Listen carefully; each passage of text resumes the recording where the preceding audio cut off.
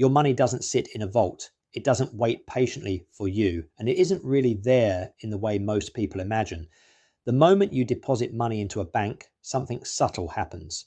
Ownership changes, control shifts, and a quiet deal is made, whether you realize it or not. By the end of this video, you won't feel angry and you won't feel afraid, but you will see the financial system differently. And once you see it, you can't unsee it. Most people grow up with a simple story. You earn money, you put it in a bank, and the bank keeps it safe. It feels natural, almost comforting, but it isn't true. Banks are not vaults, they are not storage facilities, and they are not guardians of your money. Banks are machines, and like all machines, they run on fuel.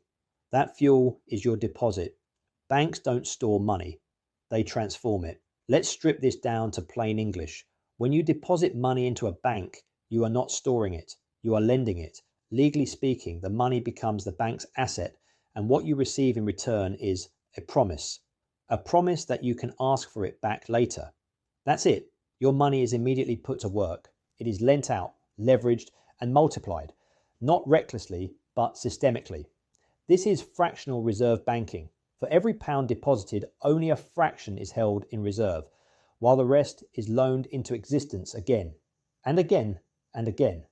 One deposit becomes many claims. Let's say you deposit £100 into a bank.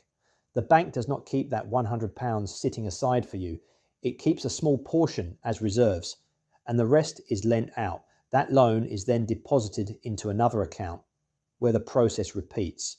Over time, that original £100 supports many hundreds of pounds worth of loans and claims throughout the system.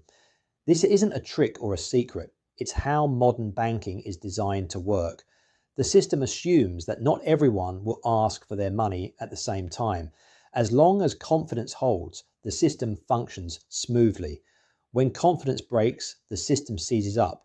The banking system doesn't create money out of thin air. It creates layers of promises on top of a single base. It's important to clarify something here, because this is where most confusion starts.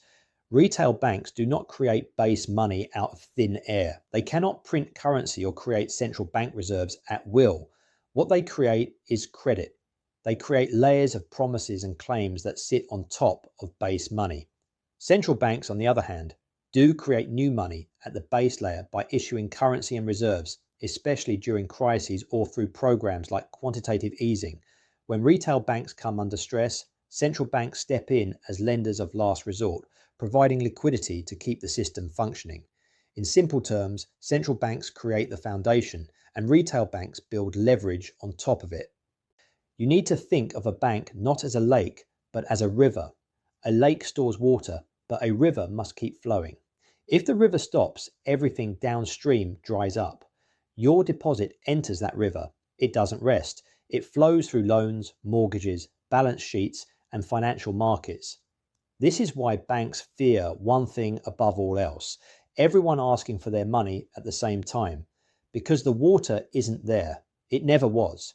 The system works perfectly until everyone remembers how it works. Now we arrive at the uncomfortable part. Banks don't mind movement inside the system, but they mind exit. If you move money from one bank to another, there's no problem. If you buy ETFs, funds, or paper assets, there's no problem. If you speculate inside financial markets, there's no problem, because the money stays inside the river. But when you remove money entirely, the river loses volume. When you buy Bitcoin in self-custody or physical allocated gold that you actually take possession of, that money leaves the banking system. It stops earning the bank anything. It stops being lent, and it stops supporting balance sheets. From a bank's point of view, that's capital leakage. Banks don't fear volatility, they fear finality. This explains something many people intuitively sense.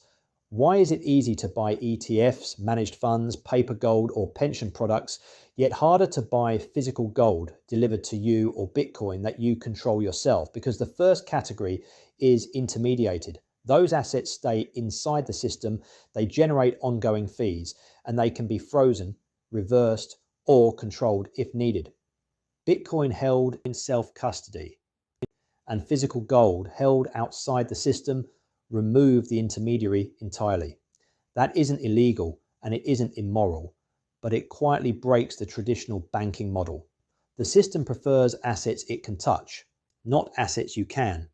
Banks often frame this as protection. They say they are keeping you safe, preventing scams, and acting in your best interest. And to be fair, scams are real. But notice the asymmetry. You can gamble, speculate, and leverage yourself into oblivion inside the system. Yet when you try to leave the system, friction appears. Delays, limits, reviews, and concern. Not because you're wrong, but because the system is doing what systems do, preserving itself. Protection and control often wear the same uniform. Once you understand how banks actually use your money, something shifts. You stop asking whether the system is good or bad, and you start asking what role you want to play in it. Full participation, partial exit, or something in between. There's no dogma here, only awareness. Sovereignty doesn't begin with rebellion. It begins with understanding. Banks are institutions responding to incentives, but incentives shape behavior, and behavior shapes reality. Your money is not just a number on a screen. It is energy, flow, and choice. And the moment you understand how it's used, you regain something far more valuable than yield: clarity.